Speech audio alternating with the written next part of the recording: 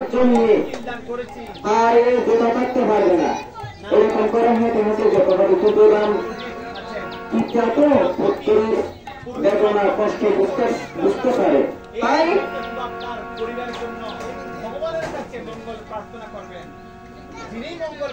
দশরথ রাজার নির্দেশে রামচন্দ্র রথ করে যাচ্ছে। রথের পিছু পিছু সবাই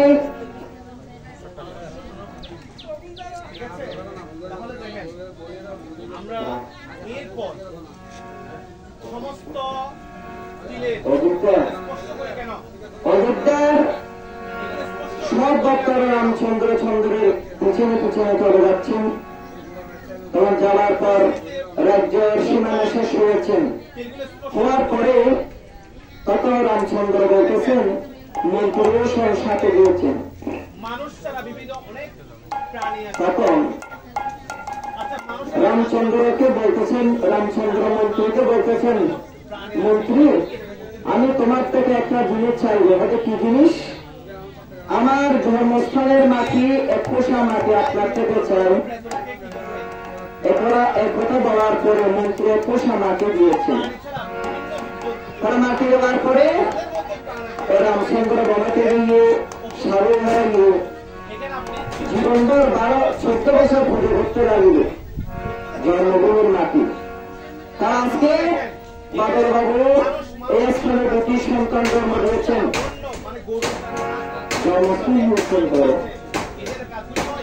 দেখেন বাবা, তাই পরিবার আছেন হিন্দুকে জল জীবনে পিতা বুকে উত্তর দিলে নারী বুকে স্বামী দরকার করা। উন্নত মাস যখন পুকুরে পানি রাখবে মাসের কষ্ট হয়, পুত্র যদি কুপুত্র হয় তাহলে পিতা মাতার কষ্ট হয়। নারী বুকে স্বামী দরকার, যে নারীর স্বামী থাকবে না ওই নারী জলবন্ধর বুদ্ধি হয়।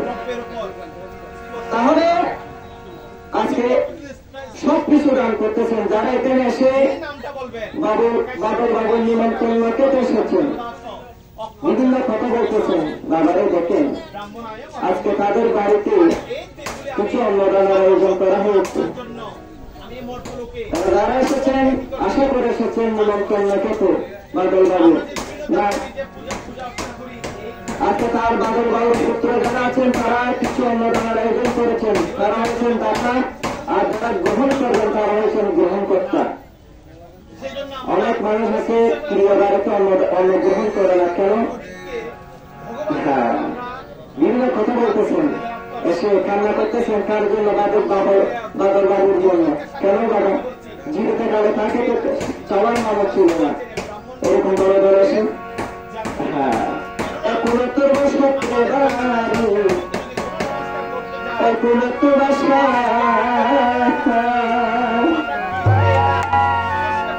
বাবা নদী পাড়ি দিতে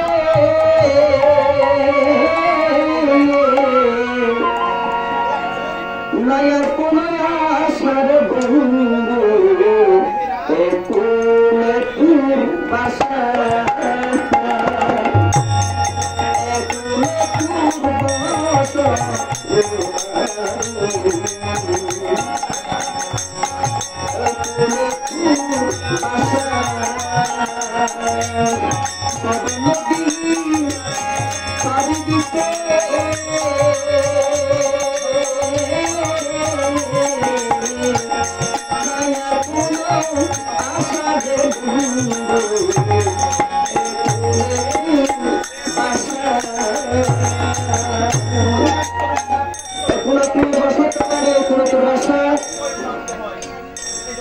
নদী পাড়ি দিতে নেওয়ার কোন আশা। তাহলে আমরা দুদিনের জন্য এসেছি, পৃথিবীতে কেউ কেউ না। সুন্দর সূর্য সাক্ষী রেখে বাদল বাবু একটা স্ত্রী বিবাহ করেছিল একজন মেয়েকে, তার স্ত্রী তার আগে তার স্ত্রীর মৃত্যু হয়। প্রজাবক্তা বলেছেন স্বামীর আগে স্ত্রীর মৃত্যু হয়, স্ত্রীর আগে স্বামীর মৃত্যু হয়, পুত্রের আগে কন্যার মৃত্যু হয়, কন্যার আগে পুত্রের মৃত্যু হয়। কেউ কেউ হবে না প্রেম ধরে, এখন যখন প্রাণবায়ু ছেড়ে যাবে এত সুন্দর করে সংসার করেছিল, এত সুন্দর করে ঘর নির্মাণ করেছেন, থাকে নাই। তার কোথায় পাচ্ছেন? বাদলবাবু এদিকে শ্মশান আছে, সেখানে সর্বজয়া মহাশ্মশানে 3.5 লাখ জাতের মধ্যে ঘরের মধ্যে স্থান হয় এবং সেখানে যারা বাসী আছেন, তাহলে ঘর বাড়ি সম্পত্তির জন্য আমরা পাবো, কিন্তু সব সম্পত্তি রেখে ওইদিকে একটা শ্মশান আছে, ওখানে আমাদের থেকে বাস করতে হবে। তাই এত সুন্দর সংসার যখন ঠান্ডা করতেছেন যারা বাবা, তখন বাদল বাবুর প্রাণ বায়ু ছিল, রোগেশ্বরে কষ্ট পায়, তখন বড় বড় কিছু চিকিৎসা করার জন্য আত্মীয় স্বজন যারা আছে তারা সাহায্য করবে, তখন প্রাণটা চলে গেছেন। এরকম অনুষ্ঠান আছে, কান্না করা হবে না। তাই রমেশকে গান করেছেন, রমেশ ভৈরবের বন্ধু যেদিন সারি তারে আর হলে রমেশ ভৈরবের বন্ধু যেদিন সারি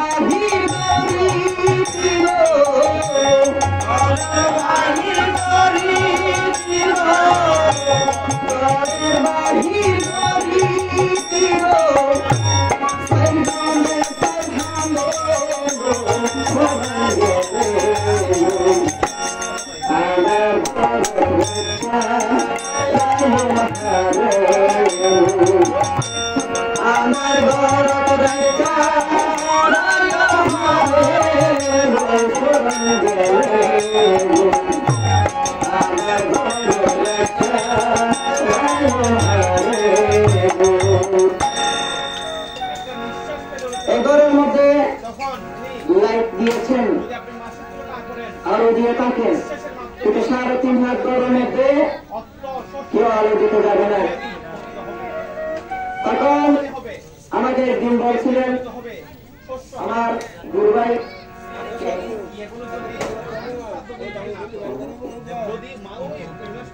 অন্তদাদা কি করেছেন, বলতেছে আমার দাদা মৃত্যুকালে মৃত্যুর আগে আমি ভাগবত পাঠ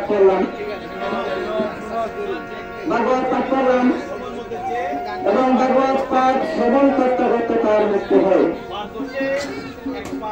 তবে দেখেন শ্মশানের মধ্যে কেউ একজন ভাগবত পাঠ করতে যাবে না, কেউ হবে না। তখন এই প্রাণ বায়ু যখন দেহের মধ্যে থাকবে ততক্ষণ পর্যন্ত রঙ্গরাশি আমরা জীবন কাটাই। যখন দেখবেন এই প্রাণে যদি কিছু খুঁজবে, তখন আমরা কি হলে হাত বড় হলে আমরা প্রাণকে বিক্ষেপণ করাই, কিন্তু প্রাণ বায়ু যখন চলে যাবে, দেহের থেকে বের হয়ে যাবে, তখন এই দেহের ডেড বডি হয়ে পড়ে যাবে। তখন প্রাণকে বলতেছেন দেখুন আই হাইতে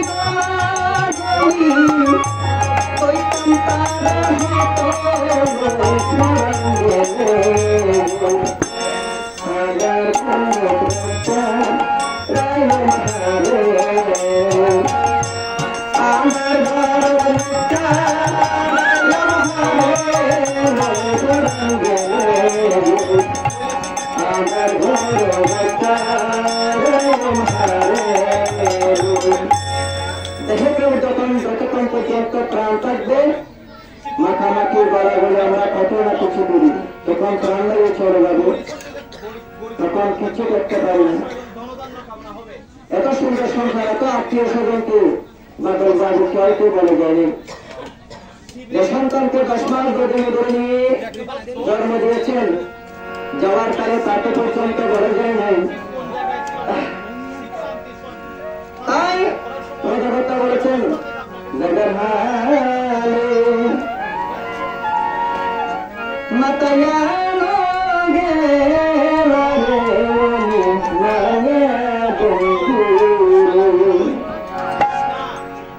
যাবার কালে কাকে কেউ বলে যাবে না, খাস করে প্রাণটা ছেড়ে যাবে, তখন সবাই পর হয়ে যাবে, এখন কেউ রবে না। যাইবার হালে মাতায়ানো গে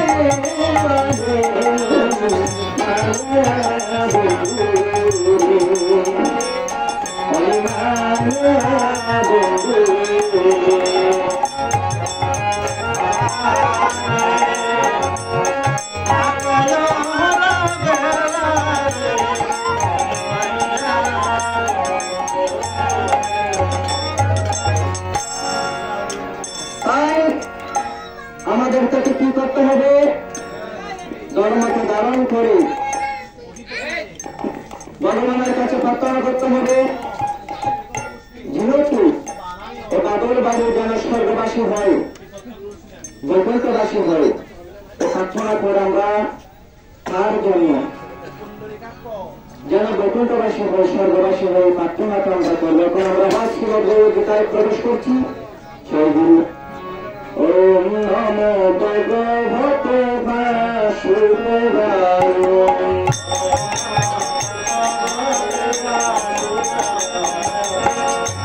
ওম নমো ভগবতে বাসুদেবায়। ওম নমো ভগবতে বাসুদেবায়।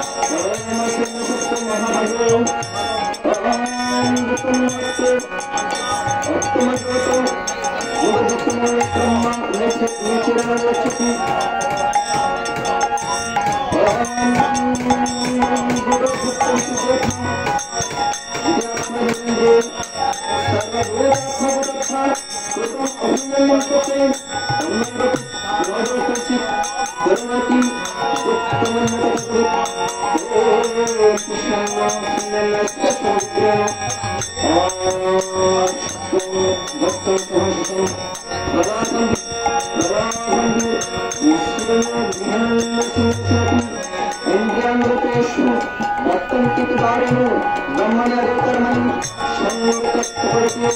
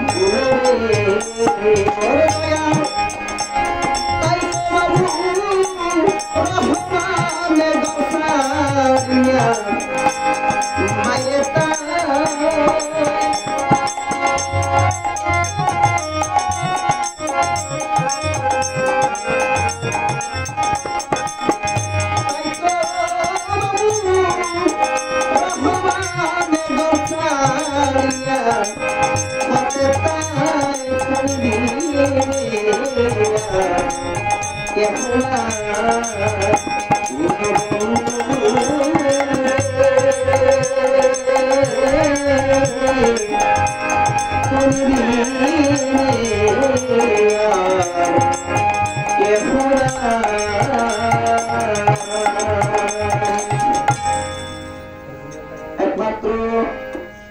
গুরু হবেন আপনার গবেষণা তার কান্ডারি।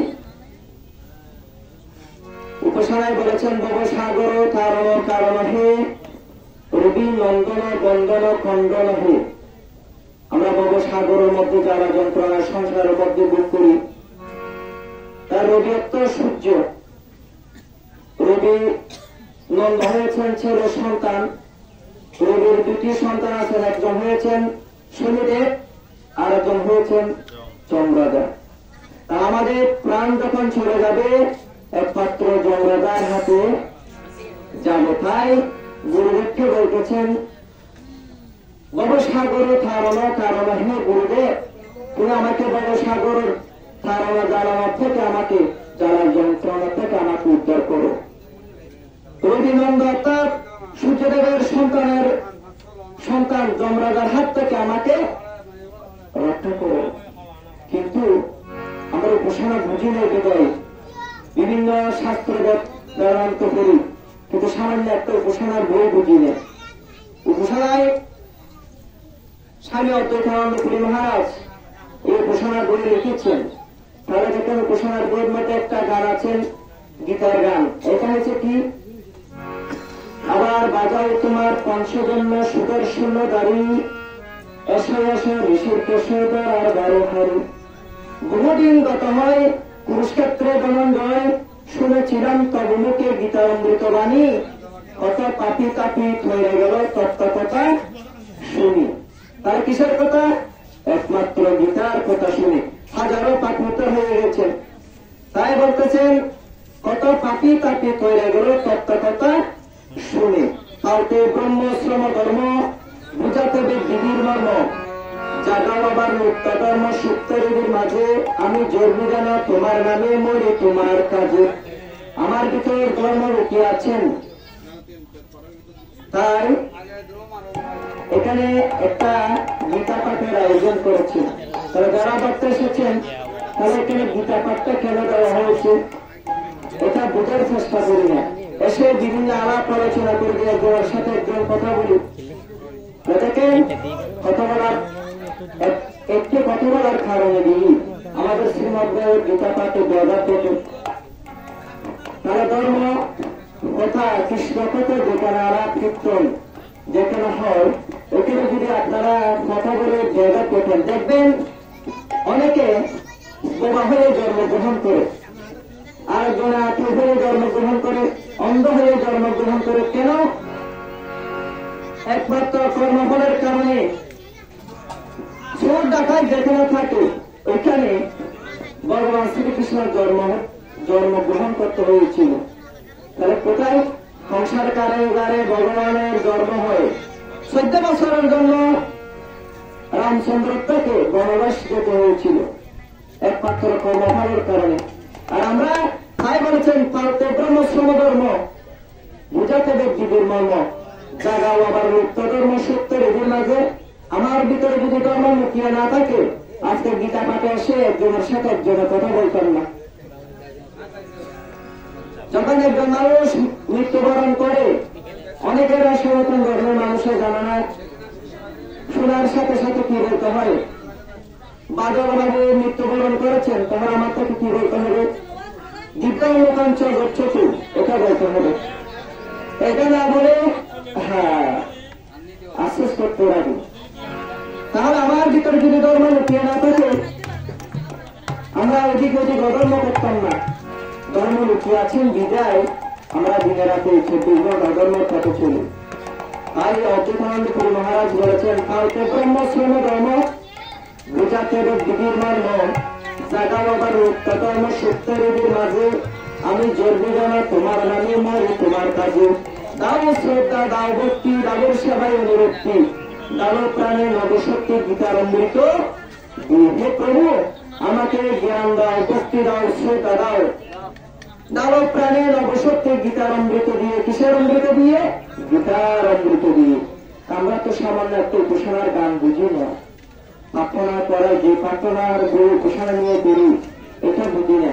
কারণ মানুষ মৃত্যুর পর কোথায় যায়? অমুক স্বর্গবাসী, স্বর্গবাড়ি হরে হরে বলে কেউ বলতে পারবে না কি স্বর্গবাসী হয়েছেন, বলতে পারবে না। তাহলে প্রদর্শন জগন্নাথ গান করেছেন, কর্মের লিখন খণ্ডামূলের গাঁজায়, যার কপালে লেখা যাহা বড় বটে তাই। আপনি যেরকম কর্ম করবেন ওরকম কর্মফলে ভোগ করবেন। বাবারা দেখেন, বোবা হয়ে জন্মগ্রহণ করে কেন? কৃষ্ণ নাম ভগবান নাম যেখানে হয়, এখানে যদি গিয়ে আলাপ কীর্তন আলাপ আলোচনা করেন, ব্যাঘাত করেন, দেখবেন কর্মফলের কারণে গিয়ে ঘরে জন্ম করতে বোবা হয়ে জন্মগ্রহণ করবেন। যে ব্যক্তি ভগবানকে হাতে সারা দেয় নাই, ওই ব্যক্তি পরজন্মের মধ্যে হাতের কালুরা হয়ে জন্মগ্রহণ করে। যে ব্যক্তি ক্ষেত্রে কখনো ভগবানের নাম সংকীর্তন হয়, ওখানে যে ব্যক্তি যায় নাই, ওই ব্যক্তি পরজন্ম থেকে আতুর হয়ে জন্মগ্রহণ করবে। যে ব্যক্তি ভগবানের মুখ দর্শন করে নাই, ওই ব্যক্তি পরজন্মের মধ্যে অন্ধ হয়ে জন্মগ্রহণ করবে। কেন? তাই যেমন কর্ম তেমন ফল। কর্মের লিখন খণ্ডামূল না যায়, যার কপালে লেখা যাহা বড়ে বটে তাই।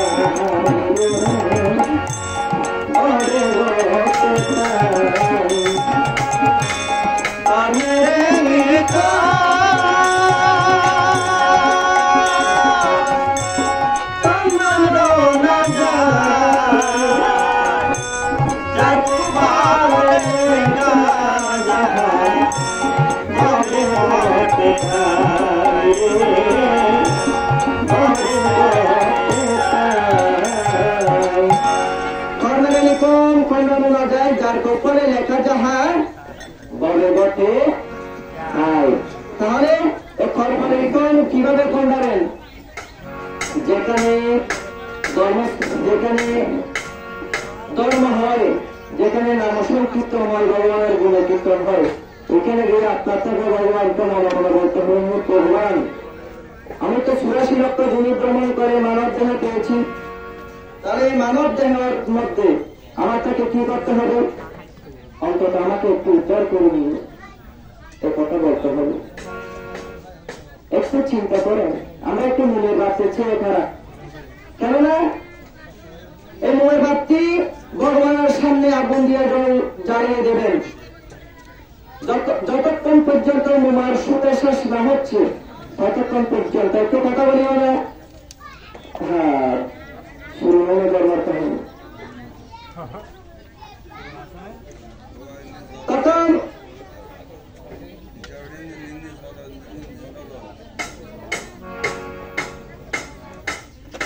মনের বাক্তি যতক্ষণ পর্যন্ত মোমার সুতে শেষ না হচ্ছে ততক্ষণ পর্যন্ত ভগবানকে আলো দিতে থাকে।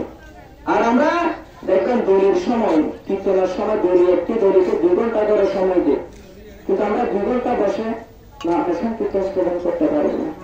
তাহলে আমরা একটি মনের বাক্তি চেয়ে তারা না, আমরা একটি মনের বাক্তি চেয়ে তারা। তাহলে এই মনের বাক্তি চেয়ে তারা গুণ হয়েছেন দেহ, সুত হয়েছেন হয়াত, আগুন হয়েছে প্রাণ। যখন তুমি দেহের মধ্যে প্রাণটা দেবেন, অর্থাৎ আগুনটা জ্বালিয়ে দিবেন, কমলা লেবুর মতো চেহারা, সাগর খোলার মতো শরীর একদম বেগুন পোড়ার মতো হয়ে যাবে। যেদিন তোমার বড়ের কলা সাঙ্গ হয়ে যাবে, যেদিন তোমার বড়ের কলা সাঙ্গ হবে, ওই দিন দেখবেন যুবককালে তোমার কমলা লেবুর মতো চেহারা, সাগর খোলার মতো শরীর, বৃদ্ধকালে তোমার থেকে বেগুন পোড়ার মতো হয়ে যাবে। তাহলে আমরা কেন এসেছি? কোনো তো রসত্রবারে, কোনো তো রসা প্রবনদী পারে দিতে নাই, আর কোনো আসে না।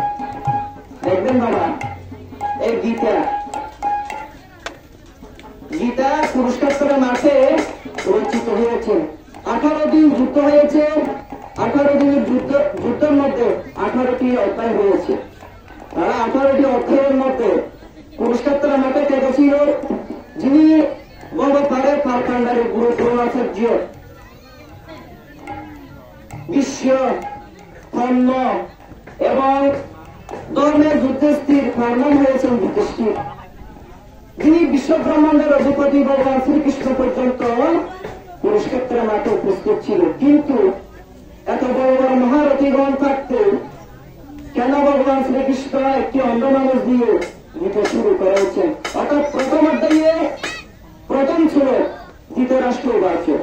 ধৃতরাষ্ট্র অন্ধ ছিলেন, ধৃতরাষ্ট্র কি ছিলেন? অন্ধ ছিলেন। অর্জুনকে ভগবান শ্রীকৃষ্ণ বলতেছেন, হে অর্জুন, ধৃতরাষ্ট্র দিব্য চোখে অন্ধ, ধৃতরাষ্ট্র দিব্য চোখে অন্ধ। অর্থাৎ আমরা যারা মানব আছি, আমরা আমাদের মধ্যে একটা জ্ঞান চোখ আছেন, দিব্য চোখ আছেন, আমরা জ্ঞান চোখে অন্ধ বিদায় 24 ঘন্টা আমরা ধর্মের পথে চলি। কর্মের ফল দেখেন কিরকম মানুষকে ভোগ করতে হয়। কেহ তাকে সত্যরায়, কেহ তাকে বাস্তরায়, এসব দেখি কর্মফলের খেলায়। বাবারে দেখেন, যিনি উড়োজাহাজ চলাচ্ছেন আকাশে, যিনি আকাশে উড়োজাহাজ চলাচ্ছেন তিনি আমার মতো রক্তগড়া মানুষ, আর যিনি নিচে ফেলা গাড়ি চালাচ্ছেন তিনি আমার মতো একজন রক্তগড়া মানুষ। কিন্তু কর্মফলের কারণে কেউ উড়োজাহাজ চালাচ্ছেন আর কেউ খেলা গাড়ি চালাচ্ছেন। এই কর্মফল আমাদের। এই সূর্য সকালে পূর্ব দিকে উঠেছেন, বিকাল হতে হতে পশ্চিম দিকে অস্ত যাচ্ছেন, এটা সবকিছু কর্মফলের কারণে হচ্ছে। কেহ তাকে কেহ তাকে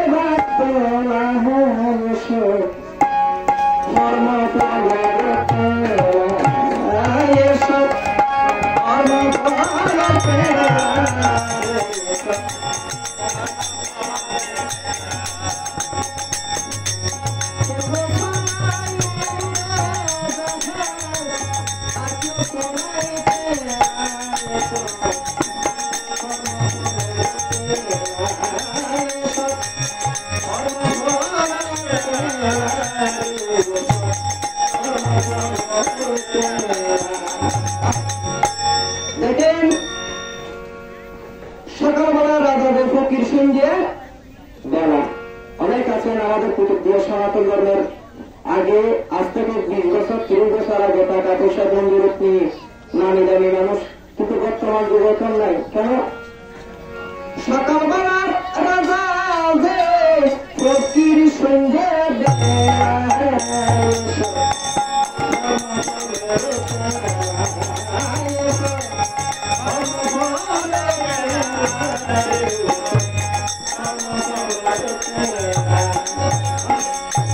সকালবেলা রাজাবে ফকির সন্ধ্যেবেলা এসব দেখি কর্মফলের খেলা। দেখেন টাকা পয়সার কারণে মানুষ দাঁড়ান কোথায় করতে পারে না, মাটির ঘরে ছোট একটা কুটির বাজে বসবাস করছে না বাবা। কেহ তাকে সাত করায়, কেহ তাকে বাস করায়, এসব থেকে কর্মফলের খেলায়। আর যারা টাকা পয়সা আছে দেখবেন তারা সকালবেলা নাস্তা করবে কি দিয়ে? বিভিন্ন দামি দামি ফল ফুল দিয়ে। কেহ সবাই আঙ্গুর ফের, আর কেউ সবাই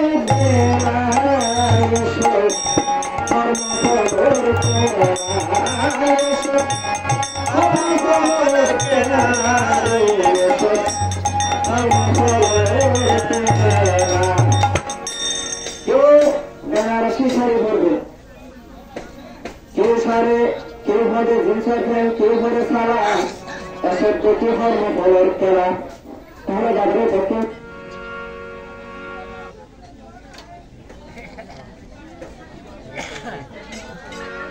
পৃথিবীতে কর্মফল হয়েছে অনেক বড়, তাই শুধু সজ্জন আমাদের কর্মফলকে ভালো করতে গেলে